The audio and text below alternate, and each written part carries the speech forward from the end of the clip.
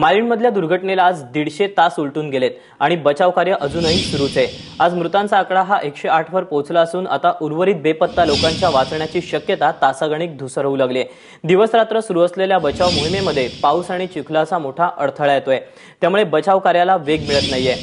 आज 6वा दिवस आहे। 150 तास उलटून गेलेत, बचाव कार्य अजूनही सुरूच आहे। माळीण दुर्घटनेमधल्या मृतांचा आकडा आता 108 वर पोहोचलेला आहे।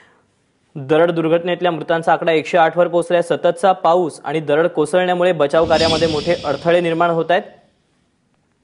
मदत कार्याला त्यामुळे मोठी अडचण निर्माण होतीये।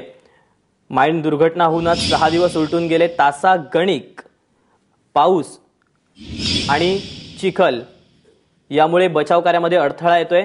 मंदार गोंजारी आपले प्रतिनिधी आपल्या सोबत आहेत। मंदार, माळीण दुर्घटनेमध्ये आज 108 वर मृतांचा आकडा पोहोचलेला आहे आणि बचाव कार्याला अजूनही वेग मिळत नाहीये, काय सांगशील? पुन्हा जोरदार पावसाला सुरुवात झालेली आहे, त्यामुळे बचाव कार्यामध्ये अडथळे येत आहेत। खरं म्हणजे याला आता बचाव कार्य म्हणायचं का हा प्रश्न आहे। फक्त या ढिगाऱ्याखालील जे काढले गेलेले मृतदेह आहेत ते बाहेर काढण्याचं काम सुरू आहे, परंतु त्यामध्ये देखील अडथळा येतो आहे।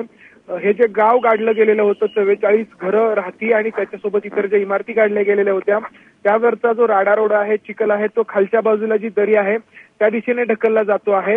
मात्र ज्या दिशेने हा राडारोडा ढकलला जातो आहे त्या खाली देखील आणखी मोठ्या प्रमाणात मृतदेह असण्याची शक्यता गावकऱ्यांकडून वर्तवली जाते। त्यामुळे जे गाळ उपसण्याचं जे काम आहे, राडारोडा उपसण्याचं जे काम आहे, ते आणखी बराच काळ चालेल असं एकंदरीत तिचं चित्र आहे। आजचा 6वा दिवस आहे या दुर्घटनेचा, मात्र अद्याप 60% काम पूर्ण झालेलं आहे असं प्रशासनाकडून सांगण्यात येत आहे। त्यामुळे आपण अंदाज वर्तवू शकतो की किती वेळ याला लागू शकतो। दुसऱ्या बाजूला जे मृतदेह आहेत त्यांची अवस्था अतिशय खराब झालेली आहे, कुजलेले आहेत, त्यामुळे इथं साथीच्या आजारांची भीती देखील व्यक्त केली जाते आहे। काही जण आजारी देखील पडत आहेत। प्रशासनाकडून सर्व त्या खबरदारी घेतल्या जात आहेत, मात्र हे काम जे आहे मृतदेह बाहेर काढण्याचे ते लवकरात लवकर संपवणं हे मोठं आव्हान आहे आणि त्यासमोर मोठी अडचण आहे ती पावसाची। दीपक, मंदार, ताजे अपडेट घेत राहू। तुर्तास धन्यवाद तू दिलेल्या सगळ्या सविस्तर माहितीबद्दल।